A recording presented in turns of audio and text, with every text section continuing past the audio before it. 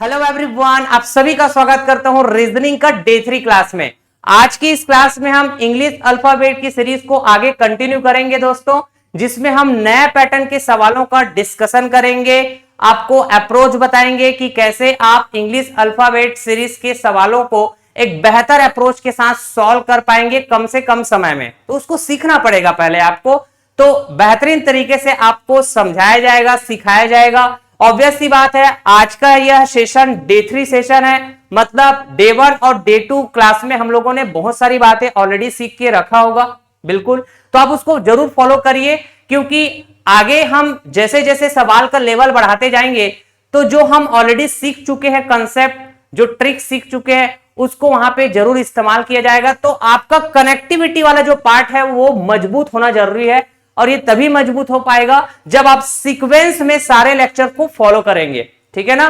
तो प्लेलिस्ट बना हुआ है, आप जरूर विजिट करें और अपने फ्रेंड सर्कल में ज्यादा से ज्यादा लोगों में आप शेयर करिएगा सेशन की लिंक को, प्लेलिस्ट की लिंक को, जिससे कि हम ज्यादा से ज्यादा लोगों को कनेक्ट कर सके। दोस्तों चलिए स्टार्ट करते हैं आज का यह मजेदार सेशन।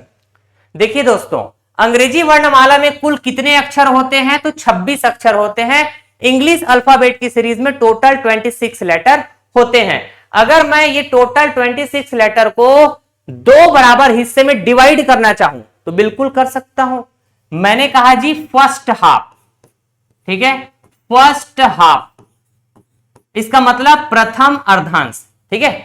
फिर उसके बाद हमने कहा सेकेंड हाफ, सेकेंड हाफ का मतलब द्वितीय अर्धांश, ठीक है। तो जब भी सवाल में बोला जाए प्रथम अर्धांश, इसका मतलब 1 से लेकर 13 तक, ए से लेकर एम तक, ठीक है ना। द्वितीय अर्धांश बोला जाएगा तो 14 से लेकर 26 तक, एन से लेकर जेड तक। समझ पाए? तो सवाल में बोला जाए प्रथम अर्धांश, द्वितीय अर्धांश, तो क्या हम ऐसे पूरा का पूरा लिखेंगे? नहीं, लिखने का तरीका आपको देखना है, कैसे शॉर्ट तरीके से हम लिखेंगे जिससे हम समय बचा सके। मैंने कहा जी अगर मुझे लिखना है फर्स्ट हाफ सेकेंड हाफ, मतलब टोटल 26 लेटर को मुझे शॉर्ट तरीके से लिखना है, तो आप बोलेंगे सर ये हो जाएगा ए से लेकर एम, 13 अक्षर हो जाएंगे, ये फर्स्ट हाफ। सेकेंड हाफ कहेंगे तो एन से शुरू होगा, जेड में खत्म होगा, एन से लेके जेड तक, ठीक। तो ये भी हो गया 13। तो 13 और ये 13 दोनों को हम ऐड करेंगे तो टोटल मिल जाएगा 26। Is that clear? अब हम एमसीक्यू सवाल की तरफ आगे बढ़ते हैं। डिफरेंट डिफरेंट स्टाइल के सवाल और बेहतर अप्रोच के साथ कैसे सॉल्व कर सकते हैं, यह तरीका समझने का, सीखने का प्रयास करिएगा। पहला सवाल, यदि अंग्रेजी वर्णमाला के प्रथम अर्धांश के अक्षरों को विपरीत क्रम में लिखा जाए तो दाईं ओर से 19वां अक्षर कौन सा होगा पता करके बतानी है। हमने कहा जी प्रथम अर्धांश मतलब ए से लेके एम तक, द्वितीय अर्धांश मतलब एन से लेकर जेड तक, ठीक है ना। अब सवाल क्या कह रहा है कि प्रथम अर्धांश के अक्षरों को विपरीत क्रम में लिखो, ठीक है। मतलब हम शुरू कहां से करेंगे? प्रथम अर्धांश के अक्षरों को लिखना एम से शुरू करेंगे क्या, और ए पर खत्म करेंगे। तो ये सवाल का कंडीशन फुलफिल हो गया। हाँ सर।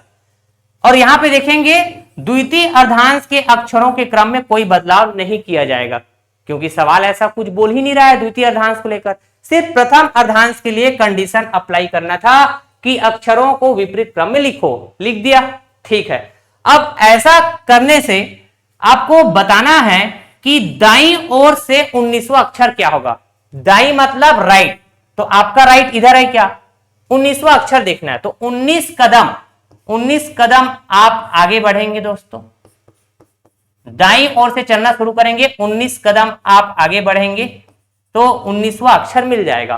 तो आप क्या बोलेंगे पता है?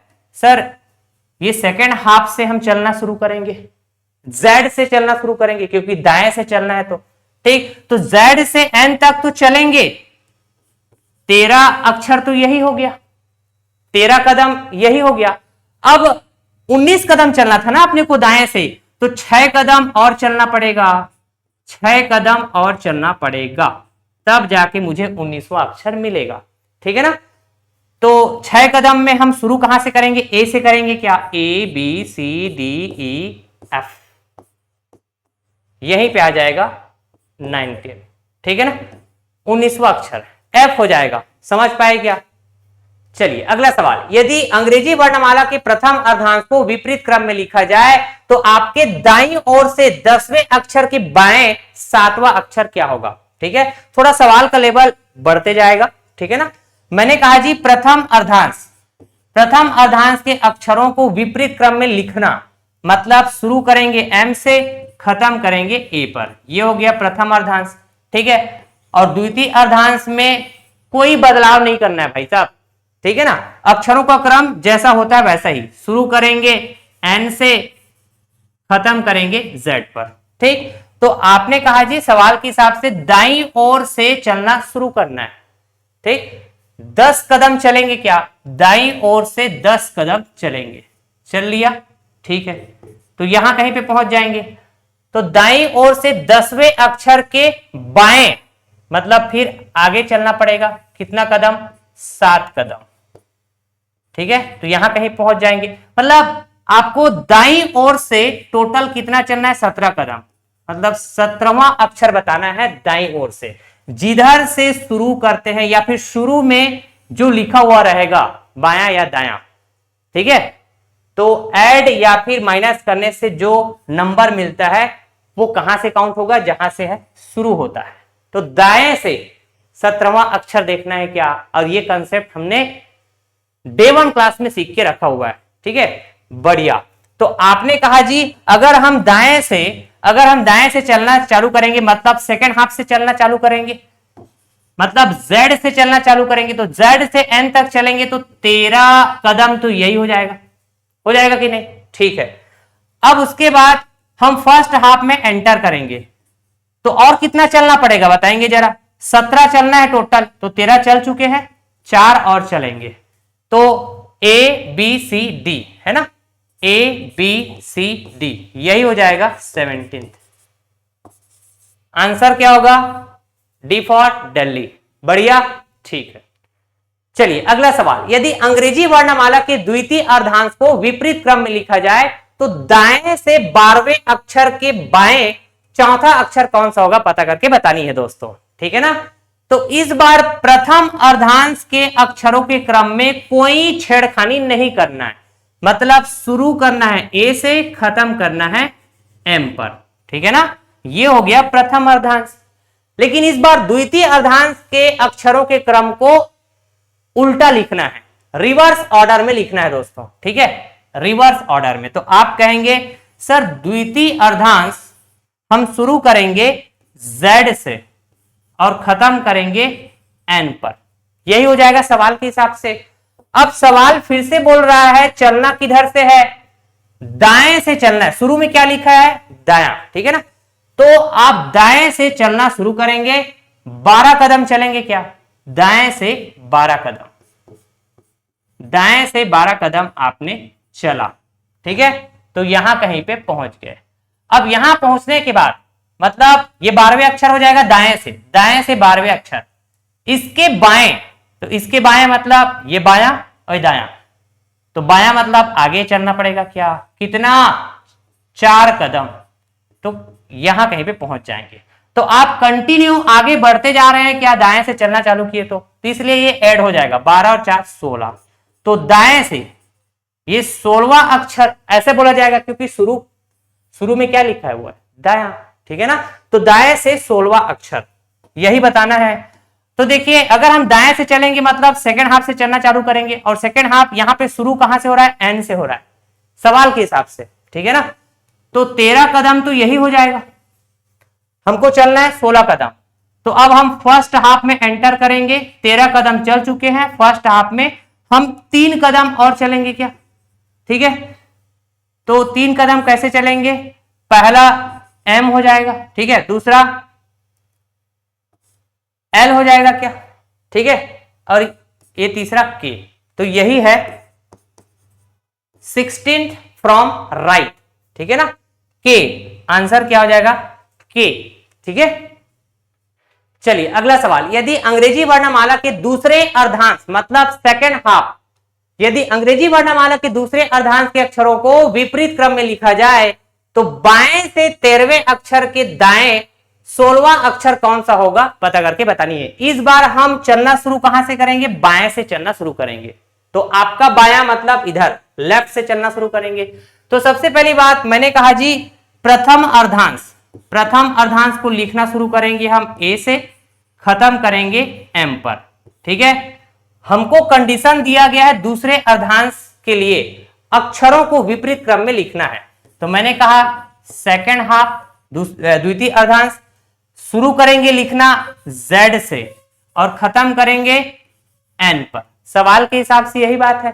ठीक है, अब आपको चलना किधर से है, बाएं से, तो इधर से है ना, बाएं से आप ऐसे चलेंगे, 13वां अक्षर 13 कदम चल जाइए। ठीक है ना, 13 कदम चल जाइए तो यहां कहीं पे पहुंच जाएंगे 13वें अक्षर। तो 13वें अक्षर के दाएं, ठीक है ना, ये बाएं और ये दाएं, 13वें अक्षर के दाएं 6 कदम और आगे चलेंगे क्या, ये 6 कदम। तो कंटिन्यू हम चल रहे हैं क्या, जिधर से चलना शुरू किए तो आगे कंटिन्यू चलते जा रहे हैं। तो ऐड हो जाएगा 13 और 6 19। ठीक है, तो 19वां अक्षर देखना रहेगा कहां से, बाएं से। ठीक है ना। अच्छा, तो अब देखिए आप बोलेंगे बाएं से चलना शुरू कर रहे हैं सर इस बार, तो हम फर्स्ट हाफ से चलना शुरू करेंगे, ए से चलना शुरू करेंगे, एम तक चलेंगे पहले। ठीक है, तो 13 अक्षर मतलब 13 कदम तो यही हो गया फर्स्ट हाफ का। अब हम कितना और चलेंगे जी, 6 कदम और चलेंगे सेकंड हाफ में एंटर करते हुए, 6 कदम चलेंगे। ठीक है ना, तो जेड से चलना शुरू करेंगे ना, ध्यान रखना जेड। ठीक है, तो आप बोलेंगे जी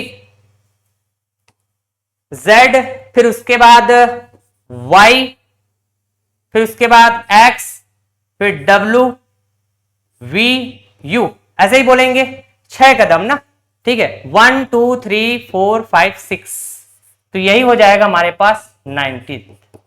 कहां से, लेफ्ट से 19वां। सवाल के हिसाब से option C will be correct. एकदम आराम से ना, धीरे से स्पीड बढ़ेगा आपका, यकीन मानिए, समझना जरूरी है अप्रोच को।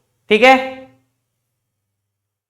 ठीक है दोस्तों, तो आज के इस लेक्चर में हम लोगों ने इंग्लिश अल्फाबेट सीरीज से रिलेटेड विशेष पैटर्न के सवालों को समझा, उसके कंसेप्ट को समझा कि कैसे आपको लॉजिक का इस्तेमाल करना है और आंसर करना है कम से कम समय में। ठीक है, हालांकि मैं आपको समझाया तो समय लगा, यकीन मानिए आप स्टार्टिंग से सारे लेक्चर फॉलो करेंगे तो आपका कनेक्टिविटी वाला पार्ट मजबूत होगा, आपका प्रैक्टिस गजब का रहा। तो जिस अप्रोच से मैं आपको सॉल्व कराना सिखाते चल रहा हूं अलग अलग पैटर्न के सवालों को, आप अगर उस अप्रोच के साथ प्रैक्टिस अपना बेहतरीन तरीके से बनाए रखते हैं तो यकीन मानिए जब आप रियल एग्जाम में क्वेश्चन अटेम्प्ट करेंगे उसी अप्रोच का इस्तेमाल करते हुए, तो बिना मिस्टेक किए आप सही तरीके से कम समय में सॉल्व करके आएंगे सवाल को। ठीक है, तो इसी तरह के और भी हम लेक्चर लाएंगे आपके लिए इंग्लिश अल्फाबेट सीरीज से रिलेटेड। ठीक है, जस्ट आपको आज कल में ही फिर से देखने को मिलेगा और भी नए पैटर्न के सवाल जिसको हम एक बेहतर अप्रोच के साथ आपको सॉल्व करना सिखाएंगे दोस्तों। ठीक है ना, तो चलिए आज यही हम इस लेक्चर को एंड करते हैं। आप ज्यादा से ज्यादा लोगों में शेयर करिएगा चैनल के लिंक को, सेशन के लिंक को, जिससे कि हम ज्यादा से ज्यादा लोगों को कनेक्ट कर सके दोस्तों। Till then thank you so much all of you, tata bye bye, love you और टेक केयर, जय हिंद दोस्तों।